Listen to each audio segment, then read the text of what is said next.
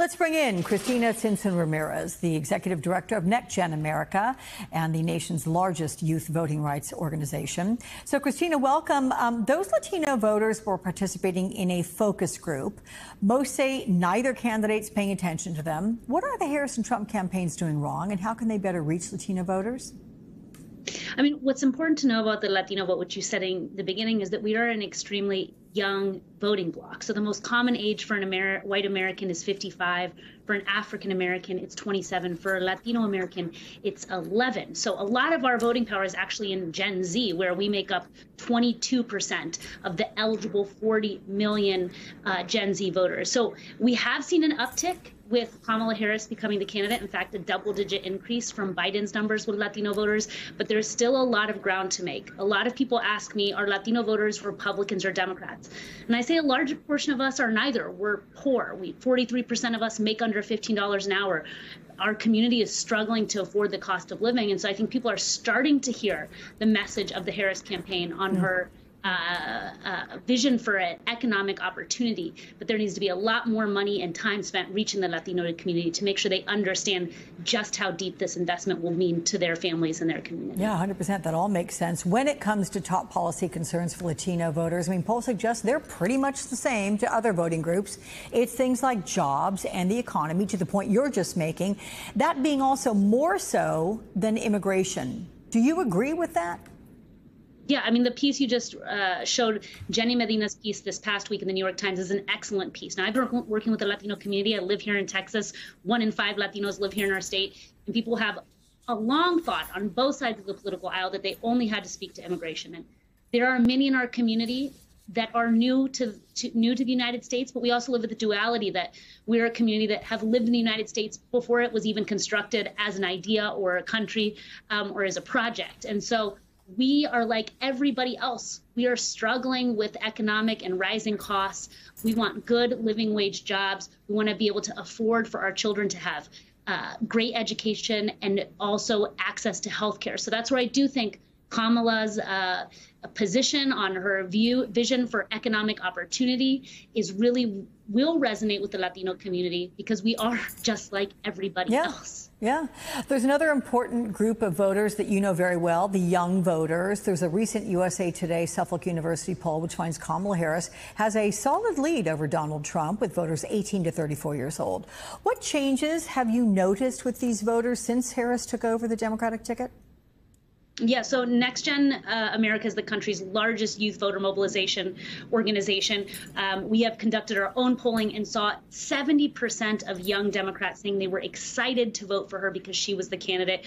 We're seeing huge increases across the board of people excited to vote this election, and a double-digit increase over Trump with the youth vote, which is so critical to win. We had the highest youth voter turnout in 2020, which helped elect Biden and Harris and defeat Donald Trump.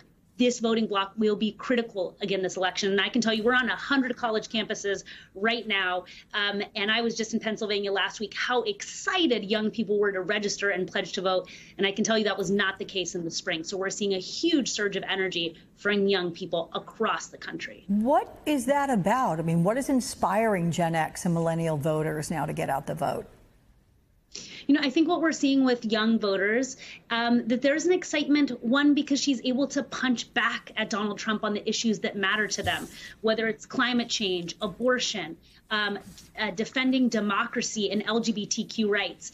And this is a very diverse generation. This is the most queer generation, the most racially diverse generation. And so have a woman of color that's able to connect with them culturally, whether it's through Charlie XCX or using and uplifting the music of Beyonce or Megan and Thee Stallion.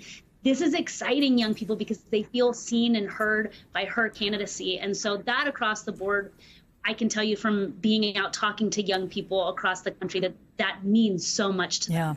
Let me quickly ask you, Cristina, about a pretty concerning story unfolding in your state of Texas, where authorities searched the homes of Latino campaign volunteers over alleged election fraud. Can you tell us what's happening in your reaction? Yeah, I think what people need to understand that in Texas, Latinos, we make up 40% of the state's population, that the majority of we are now the largest ethnic group. We make up half of those turning 18 in the state. So we are now becoming a huge voting bloc in the largest battleground state in the country. And from our governor to our attorney general to our previous secretary of state, they are doing everything in their power to bend and break the rules, to intimidate us and dilute the power of our vote. So they have raided Latino voters' homes, and not just any Latino voters' homes. These are people that have advocated. You have 87-year-old Latina Lydia Martinez, a volunteer with LULAC, a long-standing Latino civil rights organization that was born here in Texas because of things like this and oppressing our vote, raided her home, 9 officers in the morning for an 87-year-old woman, taking her phone, questioning her about her association with LULAC.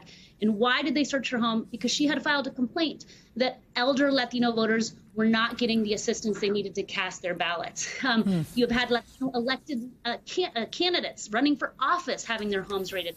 It is intended to have a chilling effect. And I just want people to know that this has been in place in Texas for several years, that in 2016, when we had a surge of Latinos vote and turn out and vote for Hillary Clinton, the next few months after that, a appointed new Secretary of State by Governor Abbott sent 100,000 letters to mostly Latino voters telling them that they were committing voter fraud, that they were not registered eligible voters.